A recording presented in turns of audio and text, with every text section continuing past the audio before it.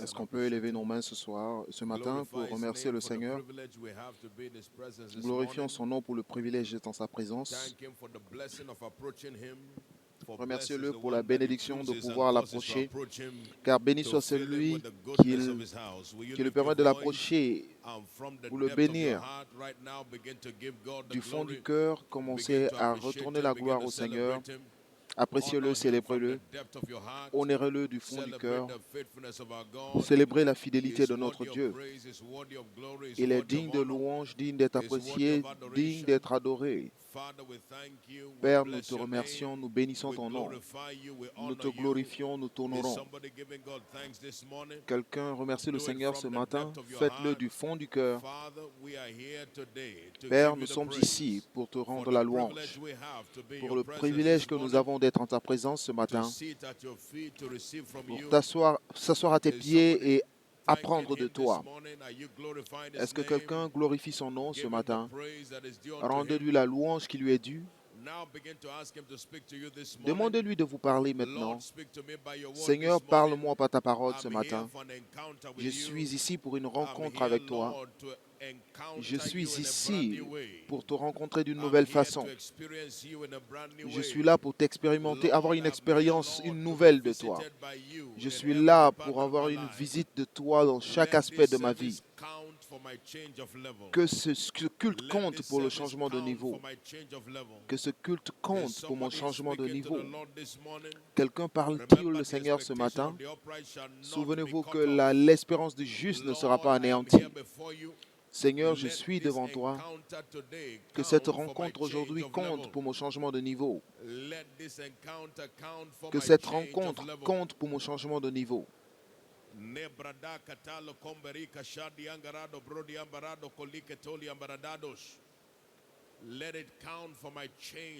Que cela compte pour mon changement de niveau. Père, je te dis merci. Béni soit ton Saint-Nom. Au nom précieux de Jésus, nous avons prié. Père, ce matin, nous sommes devant toi, prêts pour une rencontre avec toi. Seigneur, merci pour le privilège de t'approcher ce matin. Et pendant que nous venons devant toi, nous demandons que tu parles à chacun de nous. Apparais à chacun par ta parole. Transforme chacun de nous par ta parole. Que toute emprise sur la vie de quiconque ici soit brisée. Nous te rendons la louange et toute la gloire, car nous savons que c'est déjà fait. Au nom précieux de Jésus, nous avons prié. Celui qui croit en Dieu crie très fort Amen. Acclamez fort le Seigneur Jésus et veuillez vous asseoir en sa présence. Mon cas est différent. Because I'm redeemed of the Lord as a covenant child, what affects others is not permitted to affect me. Congratulations. Félicitations. Nous avons commencé à voir cette série d'enseignements le culte de dimanche dernier, surmonter les forces qui s'opposent à l'accomplissement des prophéties dans nos vies. Souvenez-vous que le thème du mois, c'est que la spiritualité assure la destinée et l'éternité. Vaincre les forces qui s'opposent à l'accomplissement des prophéties. Nous allons reconnaître une fois de plus que toute parole prophétique est ordonnée pour un accomplissement total dans la vie de celui qui la reçoit. Il est ordonné pour un accomplissement total. Ésaïe 54, verset 11, il dit « Ainsi sera ma parole, elle ne sortira pas de ma bouche et retournera vide, sans avoir exécuté ma volonté et accompli mes desseins. » Donc la parole de Dieu, la parole prophétique est ordonnée pour être totalement accomplie. La Bible dit qu'elle ne retourne point à moi sans effet. La parole de Dieu ne retourne jamais sans effet. Il est aussi important que nous reconnaissions que ce n'est pas seulement ordonné à être complètement accompli, mais il doit être accompli au bon moment, le moment ordonné par Dieu. Dans Genèse 21, la Bible nous dit à partir du verset 1, « Et le Seigneur visita Sarah au moment qu'il le dit. » Sarah devint enceinte et elle enfanta un fils à Abraham dans sa vieillance, au temps fixé dont Dieu lui avait parlé. Donc ce n'est pas seulement que la parole a été accomplie, mais la parole a été accomplie au temps convenable. La Bible dit dans Ézéchiel 12, verset 25, il dit « La parole ne sera plus prolongée, car j'accomplis. » Je dis cela sera l'expérience d'une personne. Je déclarerai une parole, je prononcerai une parole et je l'accomplirai. Donc Dieu est tellement engagé à sa parole qu'il a soutenu par un serment. Dans Hébreux 6, du verset 16 au verset 18, Hébreux 6, verset 16, il dit « Or, les hommes jurent par celui qui est plus grand qu'eux, et le serment est une garantie qui met fin à toutes les différends. C'est pourquoi Dieu, voulant montrer avec plus d'évidence aux héritiers de la promesse d'immutabilité de sa résolution, intervint par un serment, afin que par deux choses immuables dans lesquelles il est impossible que Dieu monte, nous trouvions un puissant encouragement, nous dont tout refuge a été de saisir l'espérance qui nous était proposée. Deux choses immuables. Première chose, Dieu ne peut pas mentir. Dites 1, 2. Et deuxièmement, Dieu a juré. Donc deux choses immuables. La parole de Dieu, le serment de Dieu. Donc tout ce que Dieu a déclaré, il a fait le serment de l'accomplir. La Bible nous fait comprendre dans Ésaïe 14, verset 27. Ésaïe 14, verset 27. Il dit, l'Éternel a proposé, alors qu'il l'annulera.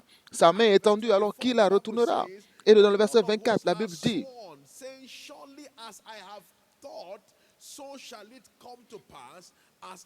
ce que j'ai décidé arrivera et ce que j'ai résolu s'accomplira. Donc, toute parole que Dieu a déclarée, il a aussi fait un serment de l'accomplir. Donc, sûrement, l'Éternel a juré. L'Éternel des armées a juré. Oui, ce que j'ai décidé arrivera, ce que j'ai résolu s'accomplira. Et donc, derrière toute parole prophétique se trouve un serment de Dieu. Et souvenez-vous que la parole de Dieu nous dit dans 2 Timothée 2, verset 13, il dit, même si nous n'avons pas de foi, mais il reste fidèle, car il ne peut pas se renier. Notre Dieu ne peut jamais se renier. Tout ce qu'il a dit, il a aussi assuré son résultat. Donc, cela est très important. Nous devons reconnaître ainsi qu'aucun homme ne peut essayer, tester la parole et échouer avec la parole. Certains vous diront que j'ai essayé, ça n'a pas marché, c'est faux, parce que la parole de Dieu est claire. Nul ne peut essayer la parole. Psaume 105, la parole dit, dans le psaume 19, dans le verset 19,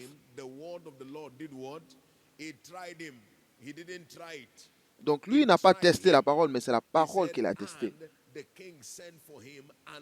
Au verset 19, il dit, jusqu'au temps où arrivera ce qu'il avait annoncé, où la parole de Dieu l'éprouva, le roi fit ôter ses liens. Donc la parole est venue et la parole a ôté ses liens, a changé son histoire. Pour quelqu'un ici, en recevant la parole de Dieu, la parole prophétique enverra un changement dans votre vie. Si vous y croyez, criez très fort Amen. C'est pourquoi ce que nous voyons aujourd'hui devient très important, puisque nous devons chercher à enlever les petits renards qui nous font échouer avec la parole. Pas que la parole échoue, mais que nous échouons avec la parole. Puisqu'il y a des petits renards qui doivent être évacués. Les Cantiques des Cantiques, chapitre 2, verset 15. Il dit, prenez-nous les renards, les petits renards qui ravagent les vignes, car nos vignes sont en fleurs. Donc il faut enlever les petits renards qui empêchent l'accomplissement de ce que Dieu a déclaré nous concernant. Et je vois chacun de nous recevoir cette grâce au nom de Jésus-Christ. Donc pour les jours restants de cette année, toute parole prophétique attachée à l'année 2017 seront accomplies dans votre vie. Je dis pendant ces derniers jours de cette année, toute parole qui est attachée à l'année 2017 s'accomplira pleinement dans votre vie. Si vous y croyez, criez très fort Amen. N'oubliez pas que Dieu a créé le monde en 6 jours et le 7e jour, il s'est reposé. Donc cela veut dire que même si vous enlevez ce jour, Vous avez encore 7 jours restants, donc c'est suffisant pour que Dieu finisse et se repose à propos de vous. Et donc, pour ce qui vous concerne, pendant ce temps restant de cette année, pas seulement que Dieu finira, mais il prendra de repos dans votre cas.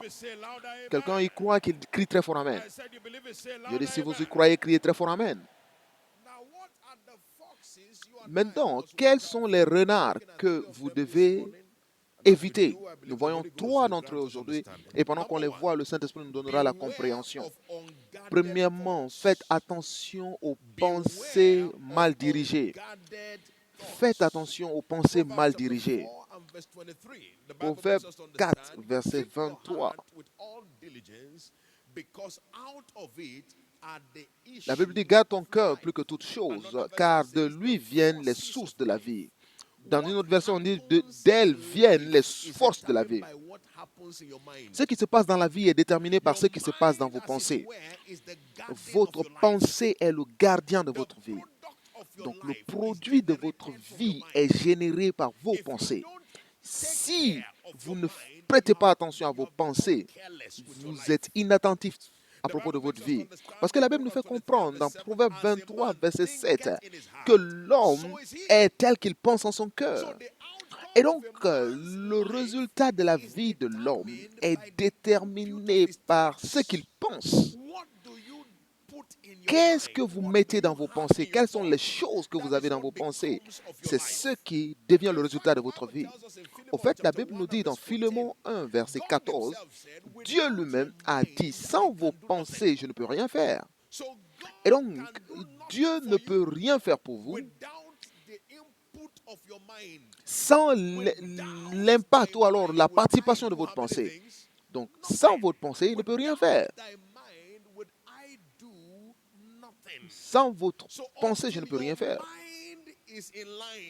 Donc, sans que votre pensée n'est pas en ligne, Dieu ne peut pas agir à votre place.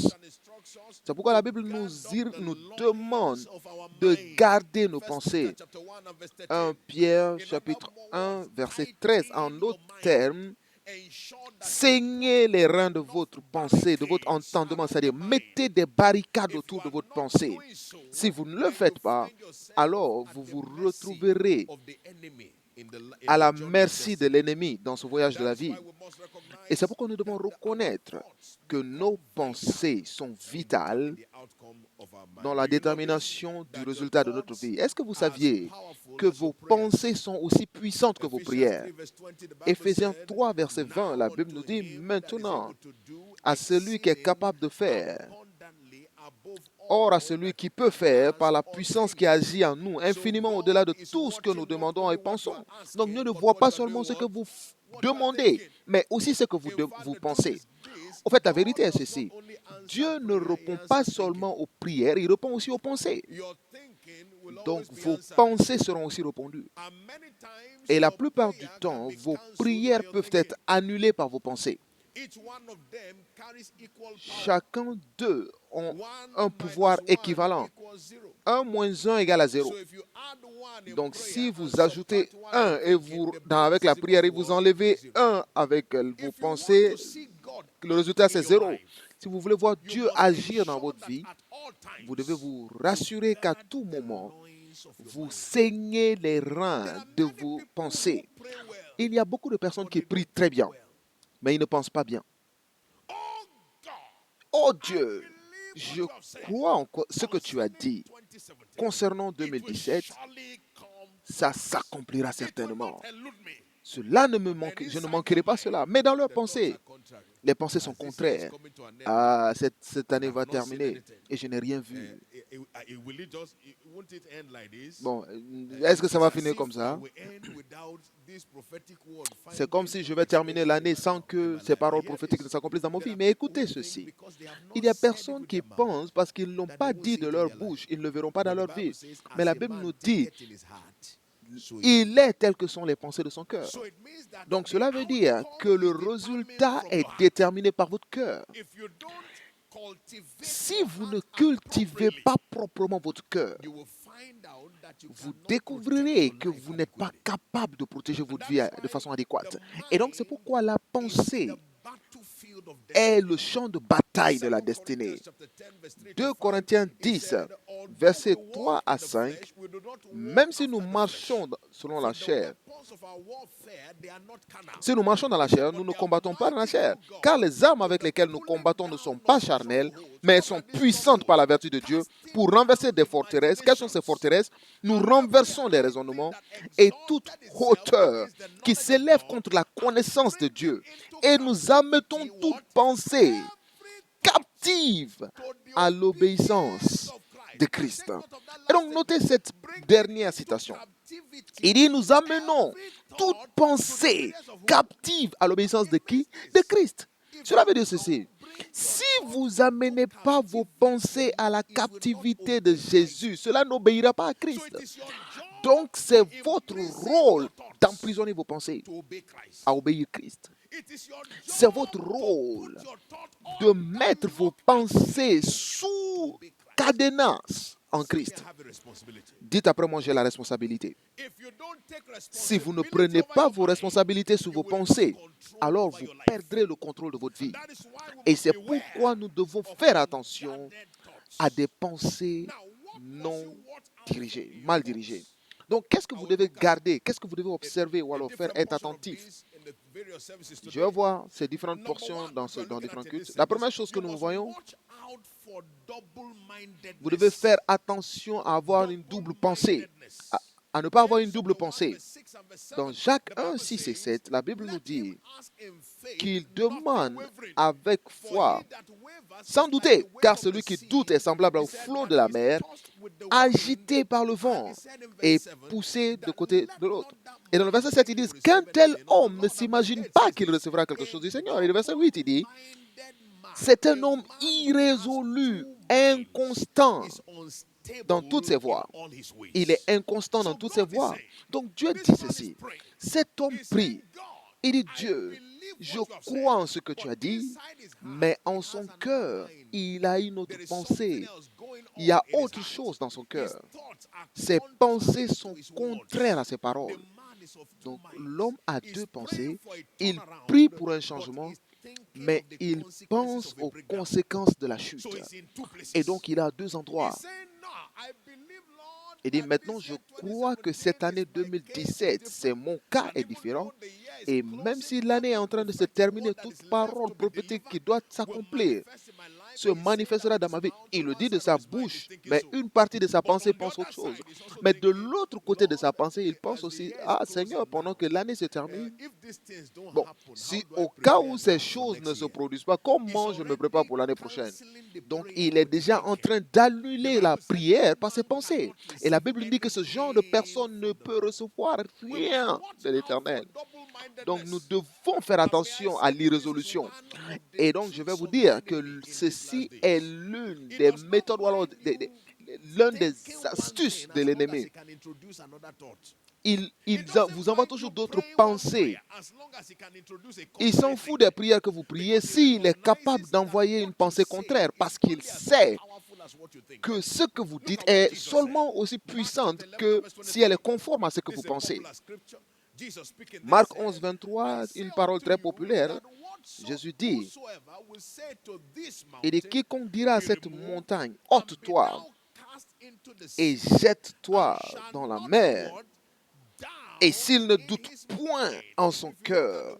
Donc, si vous voyez, le doute veut dire être irrésolu. Le doute en son cœur. Mais quoi que ce qu'il dit arrive, il le verra s'accomplir. Et donc, la condition sur laquelle votre conviction répondra, c'est lorsque vos pensées sont en accord avec vos prières. Donc, s'il ne doute pas en son cœur, s'il ne doute point en son cœur, mais croit que ce qu'il dit arrive, alors il le verra s'accomplir. S'il ne doute pas en son cœur, s'il n'a pas une pensée contraire en son cœur. Est-ce que vous voyez lorsque beaucoup de croyants sont trompés aujourd'hui, ils ont une bonne attente, mais ils ont la mauvaise méditation. Et ils pensent à la mauvaise chose et ils espèrent la bonne chose. Mais vous devez reconnaître que vous ne pouvez pas espérer ce qui est juste si vous pensez ce qui est mal. Parce que de la même façon que Dieu répond à vos intercessions, alors il doit aussi répondre à vos méditations. Est-ce que quelqu'un comprend ce que Dieu dit? Et donc c'est pourquoi vous et moi devrons faire attention à l'irrésolution. Tout ce que Dieu a dit, vous devez être capable de le croire absolument. Si nous voyons l'exemple d'Abraham, nous découvrirons qu'Abraham, le défi initial d'Abraham, c'était l'irrésolution. Vous lirez dans la Bible, dans Genèse, Dieu parlait à Abraham dans Genèse 12. Il lui a dit, je te bénirai. Et il dit, à travers toi, toutes les familles de la terre seront bénies, et ainsi de suite. Et il lui a parlé de sa descendance à venir. Mais nous découvrons qu'Abraham a continué à balancer d'un moment à un autre, d'un lieu à un autre. Il croyait en Dieu pour un moment, et après il se reculait. Il croyait en Dieu pour un moment, et après, c'est comme s'il reculait. Mais ensuite, il a eu une rencontre. Dans Genèse 17. Et après cette rencontre, Abraham est devenu stable. La Bible dit dans Romains 4, le concernant, il dit, il ne douta point à la promesse de Dieu par incrédulité. Même si son cas était devenu pire que le commencement, mais il refusa de douter par incrédulité. Sa pensée était dirigée. Et vous verrez cela dans Romains 4, verset 20. Il dit là, étant pleinement persuadé, il était totalement convaincu que ce qu'il a promis, il était aussi capable de l'accomplir. Mais à quel âge il y croyait? À l'âge de 100 ans. À quel âge Abraham a eu Isaac? À 100 ans. Et Sarah avait 90 ans. Un homme mort et une femme morte. Et un fils vivant. Pourquoi? Parce qu'ils sont arrivés à un niveau d'être pleinement persuadés. Lorsqu'il a dit, ayant la pleine conviction, cela veut dire qu'ils se sont assis avec Dieu à tel point que leur pensée était en ligne. La persuasion et la conviction viennent dans la pensée parce que leur pensée était conforme à ce que Dieu a dit. Je prie pour chacun de vous aujourd'hui que la grâce d'une pensée juste ou correcte revienne sur vous au nom de Jésus. La grâce pour une pensée résolue vienne sur vous au nom de Jésus. Souvenez-vous, dans Matthieu 6, 22, si vos yeux, si vous voulez jouir du progrès continu, alors vous devez vous rassurer d'avoir une pensée résolue. Alors, comment vaincre cette bataille de la pensée?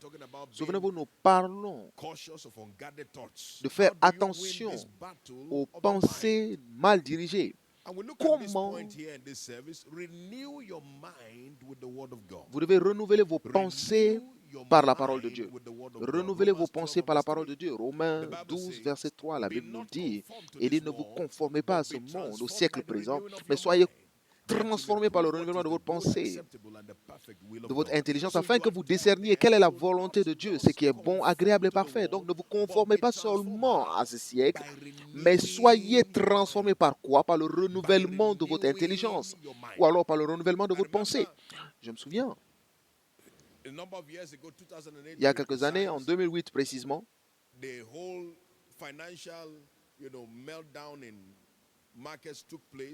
pendant la crise économique sur les marchés financiers, et j'étais dans notre église de Londres à cette époque. Et je me rappelle à chaque fois que les gens venaient pour les conseils, ils me disaient, pasteur, prie pour moi. Pourquoi? J'ai besoin de percer dans mon travail. Je n'ai pas de travail à cause de la crise financière internationale.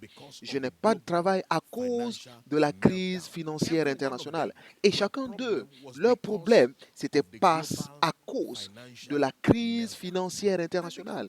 Et j'ai commencé à me poser la question. Et je me suis posé cette question un jour. Je dis, mais comment savent-ils qu'il y avait une crise financière internationale? Parce que pour la plupart d'entre nous, nous n'avons jamais entendu même le mot crise financière internationale. Et la plupart d'entre nous ne savaient même pas le sens de cette expression. Maintenant, comment on savait qu'il y avait une crise financière internationale? Et je commence à me poser la question. Et lorsqu'il m'appelle, pasteur, prie pour moi, je dis, mais comment sais-tu qu'il y a une crise financière? Ils disent, bon, je le sais, mais tu ne peux pas juste le savoir. Ce qui se passe dans le monde, comment le sais-tu personnellement qu'il y a une crise financière internationale? Et vous leur posez la question, vous verrez qu'ils l'ont entendu aux informations. Et donc, j'ai commencé à poser une question. Je dis, quand est-ce avez-vous eu le travail la dernière fois? Et je me suis rendu compte qu'ils n'avaient même pas de travail avant la crise. Donc, ce n'est pas la crise qui les a enlevé leur travail. Ils n'avaient pas de travail avant la crise. Donc, ils n'avaient pas de travail avant la crise globale, la crise financière. Donc, est-ce la crise financière qui a pris leur travail? Non. Vous savez, c'est quoi le travail? Au lieu de renouveler leur pensée par la parole de Dieu, ils étaient en train de corrompre leur pensée par les informations du monde. La plupart d'entre nous, en tant que chrétiens, nos pensées sont continuellement bombardées, sont cultivées et envahies par les informations du monde et non les informations de Dieu. Donc, nous ne voyons pas les bonnes choses de Dieu. Pourquoi? Parce que les informations de Dieu ne sont pas dans nos cœurs. Vous savez ce que comment la Bible est appelée? La Bible est appelée l'évangile. C'est quoi l'évangile? L'évangile, c'est la bonne nouvelle. Qu'est-ce que vous voyez sur les réseaux sociaux? Ce sont les mauvaises nouvelles. Lorsque vous entendez les informations, ils ne parlent pas de percée. Est-ce que quelqu'un comprend ce que Dieu veut dire? Avez-vous vu des informations? Bon, il y a un immeuble qui s'est écrasé et tout le monde saute partout. Nous serons de retour dans 10 minutes. Et vous voyez un chrétien croyant. Il dit, voyez les informations, regardez les informations. Et il n'a pas lu les informations toute cette journée. Il n'a pas lu la Bible toute cette journée. La pensée est bombardée. Et c'est pourquoi vous verrez que le diable est installé sur cette vie. Pourquoi? Parce qu'il n'a pas renouvelé sa pensée. Écoutez ceci. Si vous ne mettez pas des bonnes nouvelles dans vos pensées, vous ne pouvez pas vivre une bonne vie sur cette terre. Est-ce que quelqu'un comprend ce que je veux dire? Si vous ne mettez pas des bonnes informations dans vos pensées, alors vous ne pouvez pas vivre une bonne vie sur la terre. Vous avez des chrétiens qui n'ont pas ouvert la Bible toute la journée, mais ils ont déjà suivi toutes les chaînes d'information. Et même sur le chemin du travail, ils écoutent les informations à la radio. Il n'a même pas lu les informations. Il n'a pas lu la Bible. Il n'a pas lu la Bible. Et donc, vous vous rendez compte que la pensée n'est pas renouvelée. C'est seulement une pensée renouvelée qui produit une vie renouvelée. Si vous voulez garder vos pensées, alors rassurez-vous de la charger par la parole. Dans le livre de Philippiens 4, verset 8, la Bible nous dit là,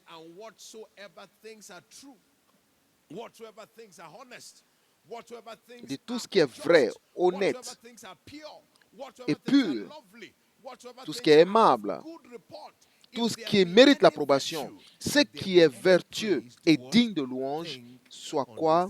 Soit l'objet de vos pensées. Donc c'est ça l'objet de vos pensées. Et je me suis posé la question lorsque j'ai lu cette écriture. J'ai dit, mais qu'est-ce qui correspond à tous ces éléments cités? Que tout ce qui est honorable, tout ce qui est juste, tout ce qui est pur, tout ce qui est aimable, tout ce qui est digne d'approbation, ce qui est vertueux et digne de louange, soit l'objet de vos pensées. Et je me suis rendu compte que l'une des choses qui a toutes ces qualifications, c'est la parole de Dieu. La seule chose qui a toutes ces qualifications, c'est la parole de Dieu. Donc, ce que Dieu essaie de vous dire, c'est que la parole de Dieu soit le seul contenu de vos pensées.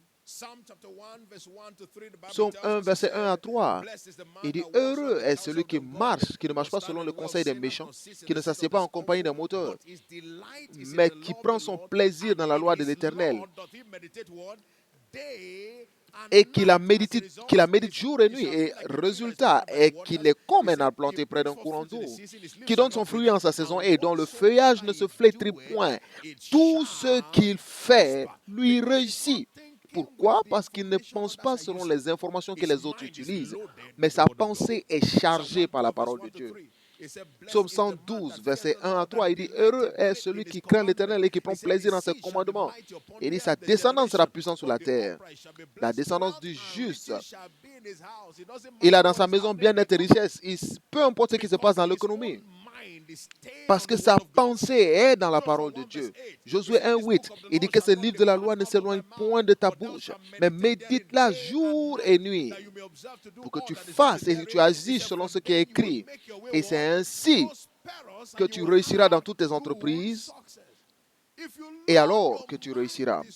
Et donc, si vous chargez vos pensées par ces paroles, vous ne pourrez pas être vide. Toute chose marche pour vous à cause de ce qui se passe dans vos pensées. Donc, chargez vos pensées de sa parole. Est-ce que quelqu'un comprend ce que Dieu dit? Cette saison particulièrement, lorsque la plupart d'entre nous ont l'opportunité, le privilège des moments de vacances, rassurez-vous d'avoir ce moment comme un investissement de parole. Renouvelez vos pensées par sa parole. Renouvelez vos pensées par sa parole. Hébreux 11:3, la Bible dit que par la foi, nous croyons que le monde a été fait par la parole de Dieu, en sorte que les choses que nous voyons n'aient pas été faites des choses visibles.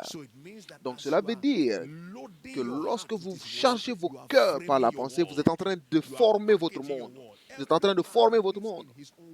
Donc chacun d'entre nous vivons dans son propre monde. Est-ce que quelqu'un comprend ce que Dieu dit? Tout homme vit dans son propre monde.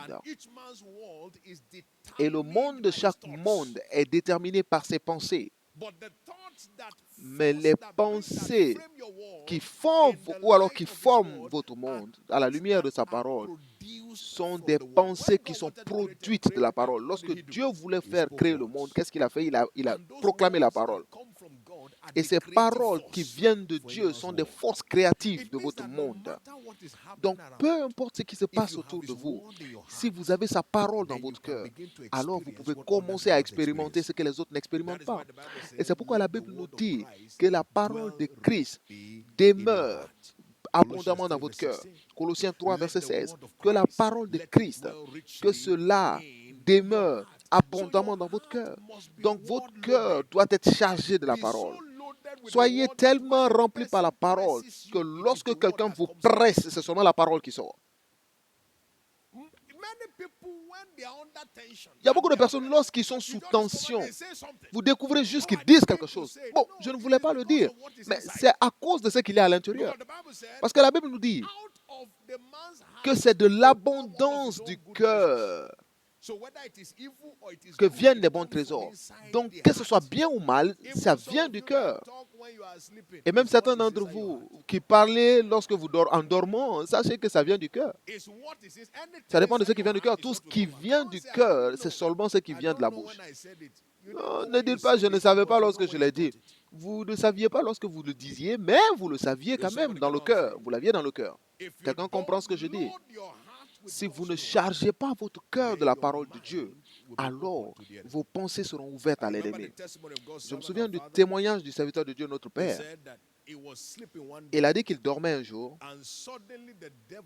et soudain, le diable est venu lui montrer une image dans le rêve. Et il lui a montré une image de lui-même, il y a au moins 30 ans de cela, dans un cercueil. Vous savez, toute personne normale qui se réveille d'un genre de rêve, de ce genre de rêve, la veillée a déjà commencé. Ah. Et vous verrez ces genres de personnes aller annoncer, je me suis vu, je me suis vu, je me suis vu. Mais lorsqu'il se voit dans le rêve, il s'est vu dans le rêve et il répondait déjà dans le rêve. Il dit, Satan, tu es stupide. Parce qu'il n'y a pas de conseil ou de sagesse dans le cercueil, dans la tombe. As-tu déjà vu un homme mort qui se voit mort et se laisse mort? Les hommes morts ne voient pas. Donc, au lieu de permettre au démon de le tourmenter ou le pousser dans toute agitation, il était suffisamment chargé de la parole pour répondre de son sommeil. Vous savez, c'est ce qui est en vous qui parlera. Mais rien n'entre en vous sans votre permission. C'est ce qui est en vous qui parlera pour vous, mais rien n'aura accès à vous sans votre permission. Et je prie aujourd'hui pour la grâce d'un engagement réel dans la recherche de la parole de Dieu pour votre vie, au nom de Jésus. Maintenant, rapidement, pourquoi le diable cherche votre pensée? Pourquoi se concentre-t-il? Juste une chose. Pourquoi le diable se concentre-t-il sur vos pensées? Parce que sans votre pensée, le diable ne peut pas accéder à votre vie. Sans vos pensées, le diable ne peut pas accéder à votre vie. Sans vos pensées, le diable ne peut pas accéder à votre vie. Proverbe 23, verset 7, la Bible nous dit, il est tel que sont les pensées de son cœur.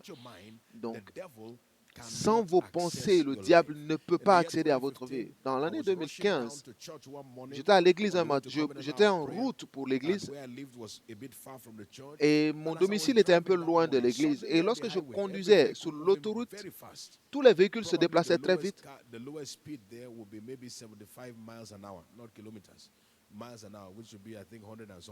Ce serait un peu plus de 100 km/h au minimum. Et soudain, ma voiture a commencé à tourner, a juste commencé à tourner. Et il a tourné dans le sens inverse. Et imaginez maintenant tous ces véhicules qui roulaient à plus de 110 km/h. Et y compris les camions et les remorques qui venaient tous dans ma direction. Et j'ai regardé. Mais la seule pensée qui était que j'avais à l'idée, c'est que je vais à l'heure d'alliance de prière. Je ne suis pas venu mourir sur le chemin. Je vais à l'heure d'alliance de prière. Donc, il n'y a pas de discussion. Ma pensée était clairement dirigée. Je vais à l'heure d'alliance de prière et je dois y arriver avant de commencer. Donc, la question n'était pas d'y arriver ou pas, mais la question était quand est-ce que j'arrive et ça doit être avant qu'il commence. Ma pensée était pleinement dirigée. Et j'ai dit, pas de cris, pas de discussion. Vous savez, même si vous vous engagez spirituellement, il y a des façons de s'engager spirituellement, c'est comme si vous avez peur. J'ai dit, non, Jésus. Et le véhicule a fait un autre tour et a fait face à la direction de la route. Donc, l'embrayage, le frein en main, tout était bloqué. Mais le véhicule lui-même a tourné et allé se garer au bord de la route. Est-ce que quelqu'un comprend ce que je dis? Le véhicule s'est garé au bord de la route. J'ai levé ma main, j'ai dit merci Jésus. J'ai remis le démarreur et ça a commencé à marcher immédiatement. Et les freins, l'embrayage, tout a commencé à marcher. Et j'ai refait le départ vers l'heure d'alliance de prière. Et je suis allé marcher sur la tête du diable, entrer pour avoir une super heure d'alliance de prière. Et personne n'a compris que le diable voulait mettre fin à mes jours quelques minutes avant. Vous savez, ce que le diable pense n'est pas aussi important que ce que vous pensez. Est-ce que quelqu'un comprend ce que je dis? Ce que l'ennemi pense n'est pas aussi important que ce que vous pensez parce qu'il est incapable d'accéder à votre vie sans vos pensées. Je prie ce matin que la grâce pour prendre garde ou alors garder vos pensées, que cela vienne sur vous au nom de Jésus. La grâce de garder correctement vos pensées vient sur vous au nom de Jésus. Donc faites attention aux pensées mal dirigées. Aux pensées mal dirigées. Deuxièmement maintenant, faites attention au siège de la peur. C'est le deuxième renard dont il faut se méfier. Donc, méfiez-vous de la peur, du siège de la peur. 2 Timothée 1, verset 7. Dieu ne nous a pas donné un esprit de peur, de timidité, mais il nous a donné un esprit de force, d'amour et de sagesse. Donc, c'est quoi la pensée? C'est quoi la peur? Ce n'est pas une émotion, mais c'est un esprit. À chaque fois que vous avez peur, un mauvais esprit est à l'œuvre. Vous devez le savoir que la peur est un esprit. Donc ne gardez pas ou alors n'entretenez pas la peur pour ne rien au monde. La peur est un esprit. C'est un esprit démoniaque. C'est un esprit de l'enfer, pas de Dieu. C'est pourquoi la parole nous dit que Dieu ne nous vous a pas donné. Lorsque la peur vient, ce n'est pas de Dieu. Dieu ne vous a pas donné un esprit de peur, mais d'amour, de sagesse. Donc nous devons reconnaître que ce dont vous avez peur arrivera. Et c'est pourquoi vous devez vous méfier. Job 3, 27. Les choses que je craignais le plus me sont arrivées. Donc, Sans la peur, vous n'êtes pas une victime de l'ennemi. Mais lorsque la peur est présente, cela met l'homme dans un piège. Proverbe 29, verset 25, la Bible nous dit que la crainte de l'homme le met dans un piège. Mais celui qui met sa confiance en l'Éternel sera sauvé. Donc lorsqu'il parle de piège, il dit que c'est un piège. Cela vous rend victime de l'ennemi. Donc nous devons faire attention à la crainte ou à la peur afin de ne pas être des victimes de l'ennemi. Lorsque la crainte est présente, la parole prophétique ne peut pas s'accomplir. Vous savez, peu importe la qualité de la semence, c'est le sol qui détermine le résultat. La parole de Dieu est puissante, elle est rapide, elle a la capacité de délivrer, mais si elle arrive dans un cœur peureux, cela ne peut pas produire. Souvenez-vous lorsque la parole nous dit, selon l'homme Pierre, la Marc 4, verset 40, dans 35 à 41, lorsque Pierre était dans ce bateau et Jésus marchait sous les eaux, et Pierre a dit, bon, Jésus, si c'est toi, permets-moi de venir vers toi. Et avec cette parole prophétique, Jésus a dit, viens. Et Pierre a commencé à marcher sous les eaux. Mais soudain, lorsqu'il a vu le vent et les vagues, il avait peur. Et la Bible dit, à cause de sa peur, il a commencé à couler. La peur vous mettra dans le danger. Il y a des personnes qui disent, si tu n'as pas peur, maintenant comment tu fais avec le danger? C'est la peur qui vous provoque, qui crée le danger. C'est la peur qui crée le danger. Pourquoi devez-vous éviter la peur? Parce que la peur vous met dans l'esclavage. La peur vous met dans quoi? Dans l'esclavage. La peur vous met dans l'esclavage. Hébreux 2, versets 14 et 15, la Bible dit,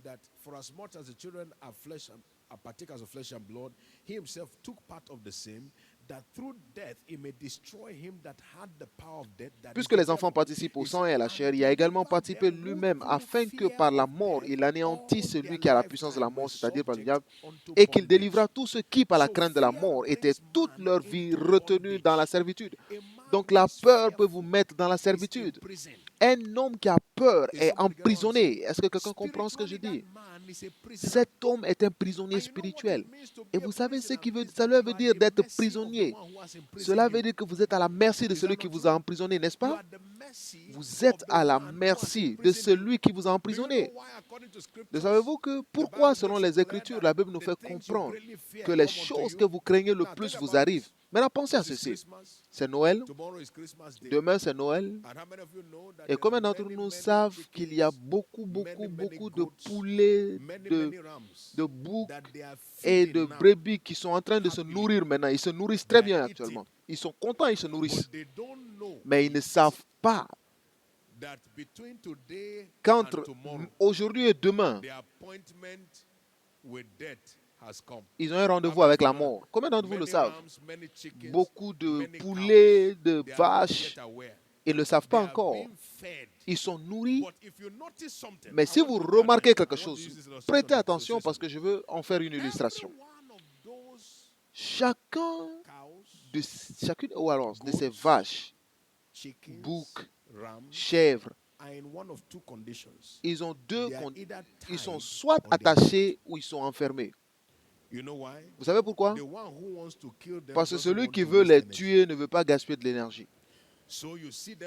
Donc, vous les voyez attachés aux pieds, attachés au cou. On les nourrit, mais ils sont attachés. Et ils attendent leur mort. Maintenant, écoutez ceci. Satan ne peut pas vous faire du mal sans vous attacher. Et la seule chaîne qu'il utilise pour attacher l'homme, c'est la peur. Est-ce que quelqu'un comprend ce que je veux dire? La peur est la chaîne de l'homme. Ce que vous ne craignez pas ne peut pas vous arriver. Est-ce que quelqu'un comprend? Si vous n'avez pas peur de quoi que ce soit, alors il n'y a rien qui peut vous faire du mal. Vous savez ce que dit la Bible?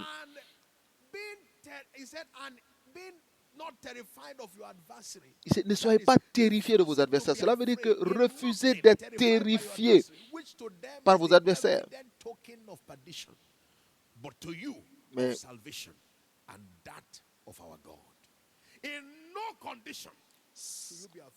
sans vous laisser aucunement effrayer par les adversaires.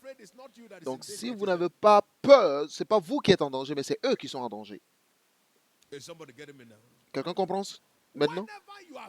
À chaque fois que vous êtes sans crainte, alors vous n'êtes pas effrayé. Maintenant, c'est eux qui sont en danger, c'est eux qui sont effrayés.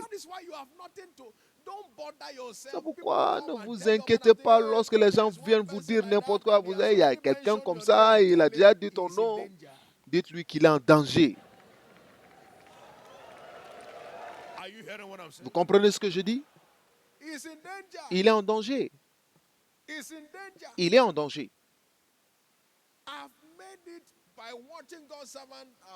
Je l'ai compris en voyant le serviteur de Dieu, notre Père. J'ai dit, je ne permets à rien de m'effrayer. Aucune chose. Lorsque je vois une chose qui veut se tenir comme un intimidateur, alors je sais qu'il cherche une victime, mais je sais comment le rendre une victime. Et alors, pour victimiser cette chose, vous devez vous tenir debout et reconnaître que ce n'est pas vous qui êtes dans la peur, mais vous vous tenez dans l'audace et la foi. Alors, cela ne peut pas vous atteindre. Ne soyez pas le poulet du diable. Refusez de vivre dans la crainte. Refusez de vivre dans la crainte. Cela met l'homme dans la servitude. Et pour vaincre la peur, qu'est-ce qu'il faut faire? Il faut bâtir votre foi. Vous devez faire quoi? Vous devez bâtir votre foi. La Bible nous dit dans Éphésiens 6, verset 3, il dit au-delà de tout, prenez le bouclier de la foi, avec lequel vous éteindrez tous les traits enflammés de l'ennemi. Et donc, lorsque votre foi est intacte, il n'y a aucune flèche du démon qui peut œuvrer contre vous. Criez Alléluia. Vous devez bâtir votre foi. Et nous devons reconnaître que la foi est une force qui grandit. Lorsque la foi est petite, alors la crainte a un espace à occuper. Lorsque vous voyez Pierre, Pierre a vu le vent et il a vu les vagues. Alors il avait peur. Jésus ne lui a pas dit « Pourquoi n'avais-tu pas de foi ?» Non. Il lui a dit « Personne de petite foi, pourquoi as-tu peur ?» Lorsque la foi est plus, lorsque la foi est petite, la crainte peut rester. Mais lorsque la foi est grande, alors la peur s'en va. Donc, dans tout domaine de votre vie où vous voyez la peur, vous devez voir un endroit où la foi a besoin d'être construite. Mais nous savons que la foi vient de ce qu'on entend et ce qu'on entend venant de la parole de Dieu. Donc, si vous voulez bâtir votre foi, vous bâtissez votre foi sur la base des Écritures de Dieu, sur la base de la parole de Dieu. Prenez la Bible, lisez-la. Prenez des livres, lisez-les. Prenez des instruments, des médiums, que la parole entre par la force. Quelqu'un comprend? Que la parole de Dieu continue à entrer en vous par la force. Que cela soit un engagement. La parole de Dieu continue permanemment à entrer en vous par la force.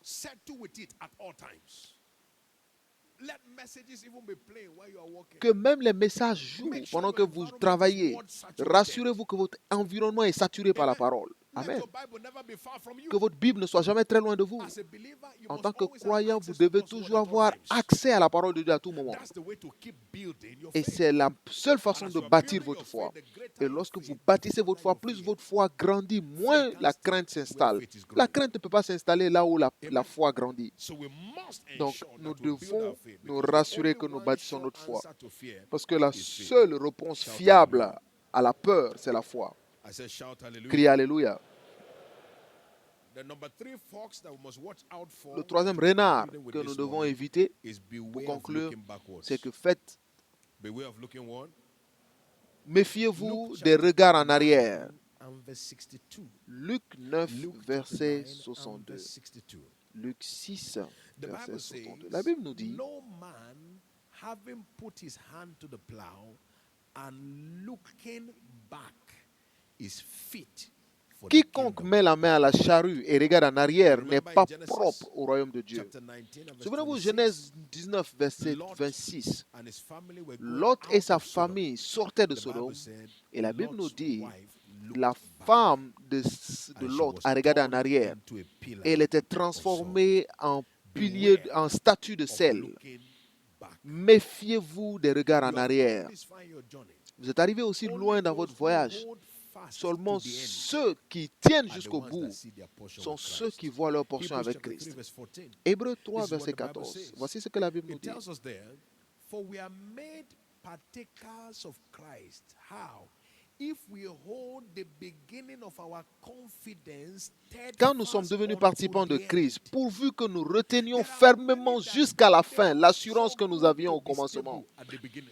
Il y a d'autres qui ne tiennent pas jusqu'au But bout. Ils towards the commencent middle, they bien start looking au backward commencement and et wondering au what is happening. milieu, ils commencent à regarder en arrière. Ils se You posent la never question de find comment a ça runner va. who is running his race and runs Vous well ne that verrez is even looking backward. jamais un athlète qui To look court en back regardant en is to go arrière. backward. Regarder en arrière, c'est aller en arrière. You know that in driving, Vous savez que dans la you conduite, only look back. vous if you are regardez going back. derrière lorsque vous reculez. If it is forward, you are looking. Si vous allez If de it's forward, you l'avant, are going. si Where must vous you allez be de going? l'avant, alors Forward. qu'est-ce que vous regardez? Vous regardez à You l'avant. must be looking Vous forward. devez regarder de l'avant. You must be looking Vous devez forward. regarder de l'avant. If you are going to see all God has in store for you, stop looking back. Si vous voulez avoir Stop tout ce que making Dieu a negative pour vous, analysis. cessez de regarder en arrière. Ne faites pas de mauvaises Keep your analyses. eyes in front of Gardez you. Keep vos yeux focused. concentrés vers l'avant. Only those who will hold firm to Seulement the ceux end qui sont fermes will jusqu'à have la their fin portion in Christ. auront leur Remember, portion en Christ. Souvenez-vous, Habakkuk chapter 2, Habakkuk verses 2, 1 to versets 3. 1 à 3. Said, I will stand on my Il dit, je me watch, I tiendrai will sur sit la on the tour tower, I will see what they will say to me and et what I je will answer verrai them, ce reproof. que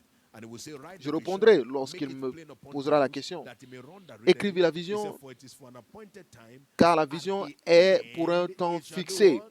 et elle s'accomplira. So those who don't know how to stay to the Donc end ceux qui ignorent comment rester will not jusqu'au see it bout, speak. ils ne verront jamais la They won't prophétie see it s'accomplir. Ils ne verront jamais la If you prophétie look at s'accomplir. Abraham, Si vous voyez Abraham, Abraham stayed Abraham steadfast to the est end. resté ferme jusqu'au bout. And then at the end, Et à la fin, he spoke. cela a parlé.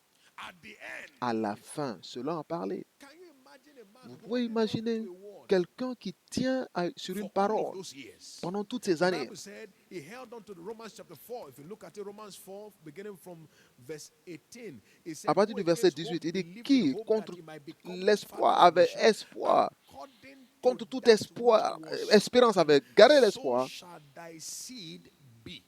When did he receive that word? Lorsqu'il a Genesis reçu cette 15 and verse parole, 5. dans He Genèse said, 15, look verset unto the 5, stars. He said, il a if dit, you are able to tell the number, regarde les he said, étoiles, si tu es so capable shall de thy seed donner le nombre be. des étoiles, ainsi At sera ta that time, descendance. Abraham was standing with that word À ce moment-là, almost Abraham 400, tenait avec cette almost parole 25 years. pendant presque 25 ans. From that point, De end ce of- moment to Genesis jusqu'à chapter la 21. fin de Genèse 20, jusqu'à But Genèse he 21. held on to that Mais word il a to the end. tenu à cette parole jusqu'à la fin. At the end. Et à la fin, cela a parlé. If you look at what the Bible said concerning the children of Israel, it said there in the book of Exodus, Si vous chapter voyez ce que 12, la parole dit it pour said concernant les enfants d'Israël, he said now, il dit at the maintenant, end of 430 à la fin de years, 430 ans, he said, on the self-same day it came to pass, le même jour, all the host of Israel, or tout the host of the le Lord, peuple went d'Israël, le up peuple de out Dieu, of the land of Egypt. sont sortis de la terre Do you know what d'Égypte. it meant when he said the self-same day? Vous savez That was ce the qu'il veut dire en last disant day le même jour. Cela of veut dire que that c'était le dernier jour. 430 years. Le dernier jour des On the 430 ans. very last day. Le God dernier was so jour. committed that he Dieu didn't était allow tellement one engagé more day qu'il to ne pass. permit à aucun jour de Do you passer. know that as far as what he has said for 2017, Vous savez que ce qu'il a God dit is saying concernant January 2017, 1st, 2018 il veut cannot dire que come le 1er janvier 2018 ne peut pas arriver 2017 delivers all that it has sans for you que and for me. 2017 ne délivre tout ce qu'elle a pour vous et moi. C'est pourquoi God is not through with you yet. Dieu n'a pas encore fini avec vous. The blessings of the year are not complete Les yet. bénédictions de l'année ne sont pas complètes. Everything that God has spoken Tout ce que towards you, Dieu it a will dit surely vous come to concernant pass. s'accompliront certainement. Your portion shall not be missing. Et votre portion ne manquera In pas. the name of the Au Lord nom Jesus du Christ. Seigneur Jésus-Christ. Will somebody say with confidence, this Est-ce is que my year? quelqu'un dit avec conscience c'est mon année? Say it again, this is my Dites-le year. encore, c'est mon année. 2017 is still my year. 2017 reste mon année. mon cas restera encore différent cette année. Mon témoignage sera livré cette année. Et ma percée viendra cette année. N'avez-vous pas entendu le témoignage de notre frère? Il a dit qu'il a déposé son sacrifice de Shiloh et soudain Dieu a transformé son histoire. Il a eu un appartement de 3 chambres. Et lorsque les gens étaient agités pour cela, on dit non, pourquoi il ne doit pas avoir cela? Quelqu'un qui n'est pas directeur général.